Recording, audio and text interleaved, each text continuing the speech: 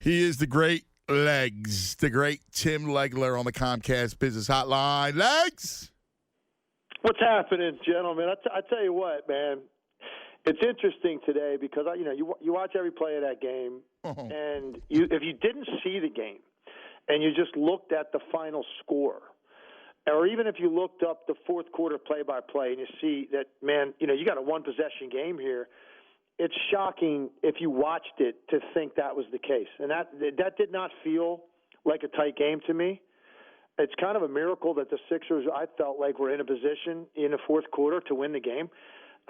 Because there were so many things that they did in the game that I did not like, and yet they still were in it somehow. It was kind of a very strange game in that way. I was texting some people as I was watching it, like, how in the world are they within striking distance right now with the way they had thrown the ball all over the gym and just the way their offense looks in general? Yeah, you and I were texting about it. I got to tell you, it was the worst coach game that I've maybe ever seen. I mean, it was the point where it was egregious. Let's talk about Embiid, his touches, the fact that they can't make a friggin' entry pass down low. I got to tell you, there was 4:41 to go, and we were talking about this possession. He's got great position, and Tobias Harris just doesn't give him the ball. It's unbelievable. Yeah, no doubt. So listen, all right. So you hear the comments from Embiid after the game, and there's three layers to why he doesn't get more touches and shots in that game. I mean, first of all, it's inexcusable for Joel Embiid in a situation to start a playoff series when you don't have Ben Simmons to take 15 shots, particularly the way he started. It's just flat out across the board inexcusable for that to happen. But there are three different components to why it is. The first is Embiid. Okay, so let's just look at that one. He just doesn't, for the entire time he's on the floor, particularly in stretches when, it's just obvious. If you're watching the game, it's like, okay, man, that's a really big trip right here. You know where the ball needs to go. He doesn't have that fight in him, and I will always put it on the conditioning aspect with him because it's not easy to bang the whole time. It's not easy to get deep position, and you're going to get doubled, and that's frustrating because you got to give it up, and it takes energy to repost, and you're going to get banged around. You're going to get fouled hard. Like, all those things take a lot of energy, so you got to be in tip-top shape and have a willingness to do it. So part of it, the first layer of it is, it's him. He doesn't consistently fight for position and demand it. So that's one layer. I agree with you.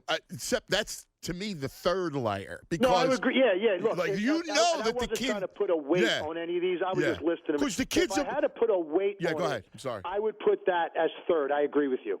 If I had to put the most weight on one of the three layers, it would be their play design and the construct of their offense does not have anything that's specifically designed to run a low-post offense. And look, the Sixers, because they have this unique player, and he's the most dominant low-post player in the NBA, they have a weapon at their disposal that doesn't really go with the way today's league looks. So they're so unique in that they have it. So you almost have to go, well, who else has had this kind of weapon, and what does their offense look like? And so you got some of the great power players of recent times. If you go to even like a Tim Duncan in his prime, you go to a Karl Malone in his prime, you go to even the way a Patrick Ewing played, and I'm going back, Shaq, I'm going back because there's not really a lot of guys that are dominant back to the basket players in the last decade, so you got to go back a little bit. But just go take a look at the way they're in their offense. They didn't just leave it up to those guys to go post up when they felt like it and go run up one side of the floor, stand there, put their arm up in the air and wrestle around for 8 seconds, and then the ball comes in, and now you play. They had specific back screen set to roll them into the post. They had cross screen set to take them from one block to the other. They had situations where they would set a ball screen on the perimeter and then immediately receive a back screen as they were coming out of the roll to try to create some sort of switch to get them the ball in the low post. There are so many ways you build an offense around your best player if they happen to be a dominant post player. They don't do that. Their offense doesn't have any of that in it. So that's where I'd probably put the most weight. And then the third layer would be the collective basketball IQ of his teammates. Because I'm watching that game last night, and there were times when he actually did want it. He did have someone sealed. Yes. He did have an advantage, Yes. and their eyeballs never even went in there. They were looking the other way. How could Josh Richardson look the other way? Yeah, there was a possession I looked at after the game. I talked about it a little bit on the air last night, where the ball actually went around the perimeter. At least three different people caught it. Yes. And in each case, Embiid had sealed his guy, had a hand up, was looking out there like throw it in, and it never crossed their minds that the ball needs to go in there. That's Brett. Brett's Brett. How in the world could you let that happen? That's on the coach. Get the ball to the big. Yeah, no, I agree. There's got to be accountability, and there's got to be you have to address that in the moment of what you want your team to try to accomplish offensively. You and I have talked about this a lot, and if Brett lacks one thing, I think that would probably be the top of the list. I don't think there's great accountability, and as a result, there's not great leadership on the floor for this team. Yeah. And so it's more of a haphazard. Guys kind of do what they want, and here's the thing. When you lose Ben Simmons and all the playmaking ability, okay, and the easy baskets he can get you with his speed and just his ability to get to the rim from all over the court and just the pressure he puts on you in the paint and that playmaking out of that. So now look what's left on that roster. This is now a roster. You look at the guard play. These are not guys you can just go trust to go out there, run a bunch of ball screen offense, and expect great decisions to be made because there are limitations to their games. So you have to, as a coaching staff, you have to strip away a lot of the decision-making process and simplify it by saying this is how we are going to play and this is what we need right now. And whether that's a game plan thing, that you put in training camp or in this case in Orlando in your practices that you're organizing to start this thing up, or it's something you address even during the course of the game. You've got to strip away decision-making sometimes if you have some limitations with your guards, and that's what they have. Make no mistake about it, particularly without Ben, and they don't do that. So that's why the offense sometimes you're watching it, and it really looks like something very similar to what you would see if you went down to the sporting club and watched the pickup game at noon on a Wednesday. Yes. LA Fitness. It's unbelievable. It's LA Fitness ball. It's the truth. We're total legs on the Comcast Business Hotline. Like, here's the other thing, and this is amazing to me. How could he made the decision? He made the decision to take the ball out of Simmons' hands, which is even more mind-boggling once you see Shake Milton, because that kid is not a point guard, and he's sure as hell not a point guard in the playoffs. Why is he playing the minutes he's playing? You got to start Burks. Well, and you might see that change. I mean, look, Shake Milton, he's a guy that caught everybody's attention before the league shut down. He had some great games. He had a very high-profile game. He's not a point guard. I could see that from miles away. Yeah, I mean, and you're going to take the ball out of Simmons' hands is absurd. Yeah. He could do some things to help you. And you and I have actually disagreed a little bit on the whole, Ben Simmons as your primary ball handler all the time conversation. I actually agree with taking the ball out of his hands initially for a percentage of possessions a game, whether that's after dead balls, after made baskets sometimes. I don't have a problem with Ben Simmons being in that screener area where he can now get the ball on the move. Yes, but not exclusively. Even situations, Anthony, where the ball comes off the rim and he's in the game, I don't have a problem with maybe him taking off and it goes somewhere else initially, so that's a come back and that's get fine. Okay. Yeah. Listen, we don't disagree as much on that. For me, it's about who's next to him. No, I agree. Who's handling the ball. I don't mind him at times, but Brett said exclusively Milton's the point guard. It's about knowing your players. And this is my biggest frustration, Legs, is if you got Embiid. Now, Embiid is a moper, right? Like, by nature, he's got to feel good about himself. So you as the coach have to make sure he touches the ball as much as he does, and not just at that. You got to put the ball, you got to make him feel good. You got to let him shoot. No, I agree with you, and I think one of the things that I would really be curious to know if there's a conversation that's been had between the two of them where you say, because look, you're right, he is a guy. He wears his emotions on his sleeve. I think at times it can be draining on his teammates because his body language, particularly when things aren't going well for them or a run is made by the other team, his body language sometimes coming off the court can be deflating. So I wonder if this conversation's ever taken place. Listen, Joe, we got to make a deal here. I'm going to do everything I can to make sure that it is emphasized where that ball needs to go and where we're looking. But you have to do a better job of maintaining your intensity on that end of the floor to let everybody know that you are out there to dominate right now and you want the basketball and you have the energy level and the adrenaline to continue to play that way and not get to a point where now you see a 3-minute stretch where he doesn't seem that interested in trying to fight for that position. So if that conversation takes place, maybe you can have a trust that can build up between the two of them, because if Joel Embiid is hearing in timeouts, if he's hearing in film sessions, if he's hearing in walkthroughs what the focus is going to be and how we're going to do it, and that ball is going inside out because we have the most unique post player in the entire league and in the recent memory, honestly, and this is how we're going to play, and if he feels that's being addressed and acknowledged, then maybe you can get him to say, okay, you know what, for the 32 minutes I'm going to be out there, you know, it's a shame he can't give you 38, but let's go for 32 at his size. For those 32, I can't have 10 or 12 of those be empty minutes where you're just basically drifting around on offense.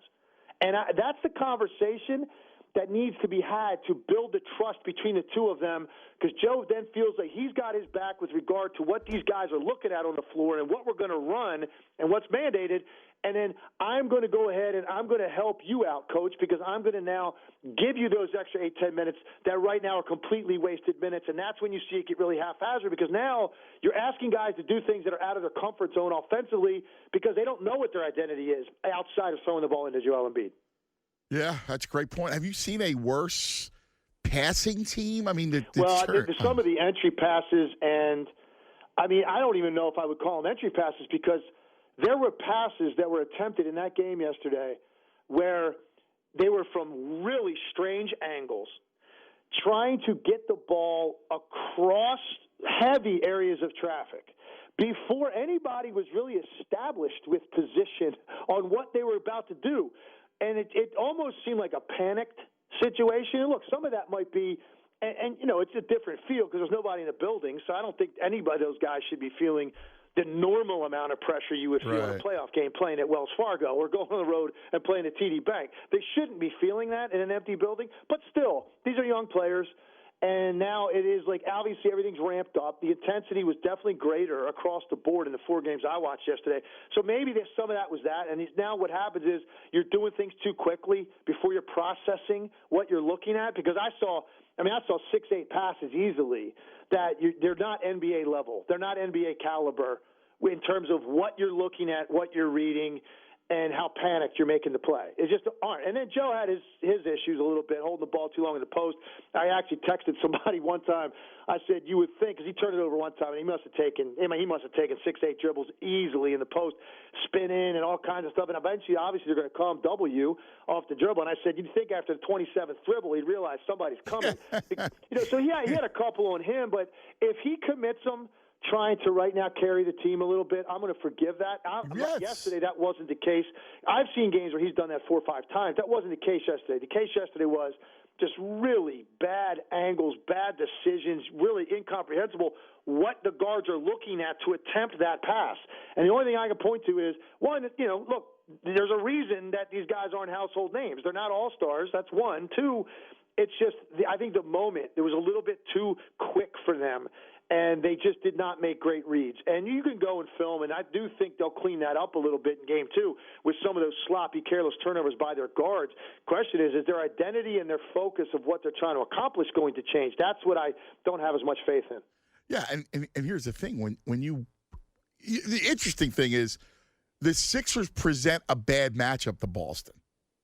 I believe that the Sixers actually, even without Ben, with Ben, they beat Boston. Even without, they're a tough team for the Celtics because they can still throw length their way. There was do you remember the possession where it was Horford and Embiid on a two-man game. They got a dunk out of it. Yeah. They never went back to it. Yeah. Yeah, I remember that. I wrote that possession down specifically. Here's the one thing I will say, though, and going into this, when you lose Ben, it's very simple. For the Sixers to win a game, Joel Embiid has to be better than anybody on Boston's team. It's that simple. And he was not in game one, not even close.